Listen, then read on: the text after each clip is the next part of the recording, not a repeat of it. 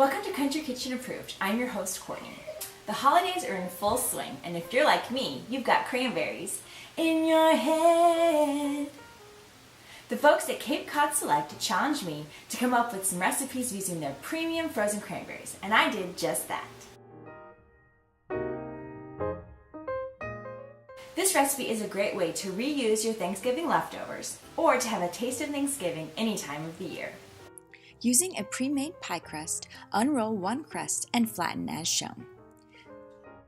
Use a shape to cut out a circle large enough for each ramekin.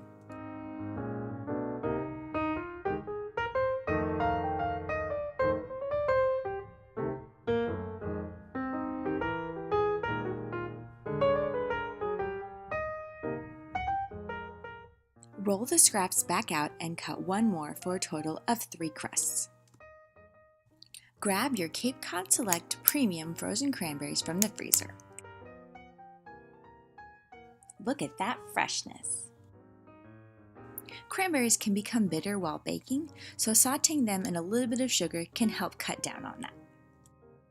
In a bowl, add 1 cup of cooked chopped turkey, the cranberries, and 1 cup of dry stuffing mix.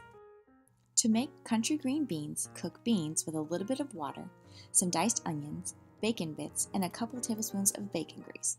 Add some salt and cook until tender. Another great reason to never throw out bacon grease.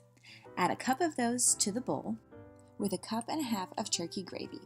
Mix well and fill the bottom of your shells. You can double the recipe for 6 pot pies. Use the other pie crust to cut 3 more shells for the tops. Cut a ventilation slit in each and place on top of the filling. Fold the edges under and flute as shown. Brush with an egg wash, and for added flair, you can use cookie cutters to add a decorative piece with the crust scraps. Bake at 350 for 30 minutes, and if the crust isn't done, you can bump it up to 425 for about 10 minutes or so. Look at that! So fancy!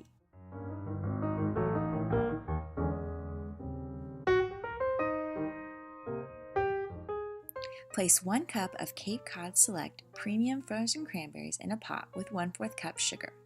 Add 2 tablespoons of Grand Marnier and bring to a boil. Let the liquid reduce. Now I know what you're thinking. Do you have to let it linger? And the answer is yes, you cannot rush a reduction.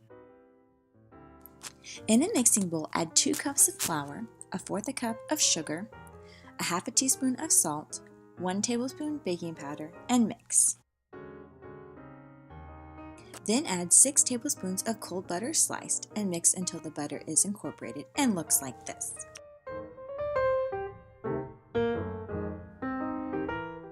Add 1/2 cup of milk and 1/2 cup of heavy cream and mix again.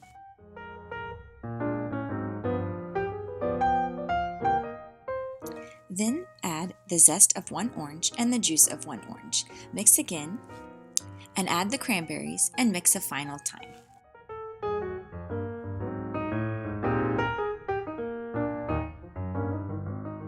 Spray a baking sheet with cooking spray and sprinkle some flour. Dump the dough out and put a generous amount of flour on top. Flatten out the dough as shown and cut into 8 slices. Bake at 400 degrees for 22 minutes. To make the glaze, in a pot, add 2 tablespoons of butter, 1/2 cup of brown sugar, and the zest and juice of 1 orange. Let it melt and the sugar dissolve.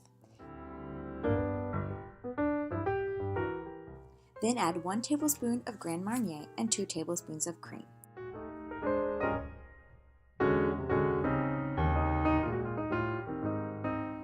Let boil and reduce to a syrup-like consistency, stirring constantly to prevent burning.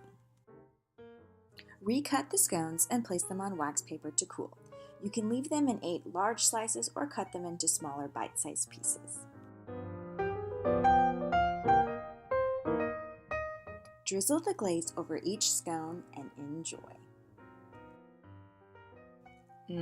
These are so good. This is the perfect complement to the scones. Grab some Tazo wild orange tea and make according to the package instructions. Sweeten however you like. Do the same thing to the cranberries that you did for the scones, but let it boil down and reduce to more of a paste. Add about a tablespoon to your tea and stir it in. Add a couple of cranberries and some orange zest for flair. And if you're wanting a nightcap, add a little more Grand Marnier. Thanks for watching.